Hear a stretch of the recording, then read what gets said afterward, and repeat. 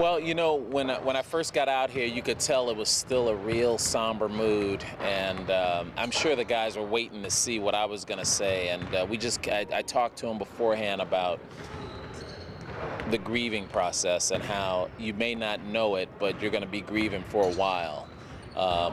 And what I mentioned to them was, we have an opportunity here to have a distraction of our own to keep our minds off of such sad news, and that's having practice and then having a game tomorrow. So once I said that, and I reiterated that, we've got grief counselors on call, we've got plenty of people to talk to in the event they don't want to talk directly to me or directly to somebody they know. We got right into practice, and I think once we got into practice, the routine of things got back to got more in the way than the sorrow, and the guys went right to work. So it was kind of like a sanctuary for them to kind of get away. I think so. I mean, you never can tell.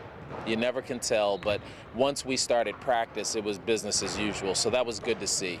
A loss like that, though, affects all sports, right? Not just football. Oh, absolutely, not just football. And Jared Cunningham was a very good friend of Fred's, and as well as a couple other guys on the team. And this not only affects the football team, but it affects now the basketball team and the women's basketball team, and actually the whole athletic department and the whole university. So it's just such a tragic loss. And again, our prayers and thoughts are out to the family. It just, there's no way you can get by this other than time. Moving on to basketball now, Idaho coming up this Friday. What do you know about that? Well, they just took Washington State to the wire and lost to them by with a shot at the last second. They're a little bit their front court. Well, I should say their center is bigger than Montana's center, but their backcourt is smaller than Montana's backcourt. This is a WAC team, so they're used to playing against a higher level of competition. So it's going to be a tough game for us. When you're 6-1, people want to make you 6-2. Is that kind of different now? With the target on your guys' back? Absolutely. I mean, we know that people are looking at us as, now, if they can beat us, that's a good win, and we relish that, and we've got to play up to that level now. Just watching practice, it seems like the guys are pretty good defensively, and you like what you see from them. Yeah. This team really gets to work on the defensive end, and we're getting better every day on the offensive end. If we start playing offense like we're playing defense, then we've got a real good team. Is that what you kind of need to shore up before conference play then?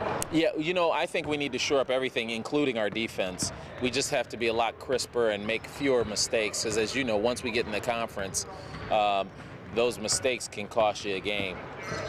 Anything special play for the game for Fred, maybe FT or something like that on the jersey? We hadn't discussed it, and our game is tomorrow, so it might be hard to get something done that quickly. I know we're going to have a moment of silence, so at the minimum, we're going to do that.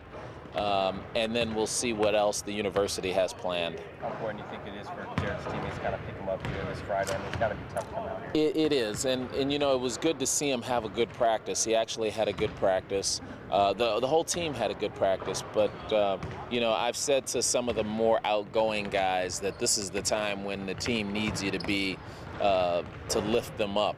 So we've got a lot of people working on that, and I think Jared will be okay. I think he'll be okay. I think this is a good distraction for him.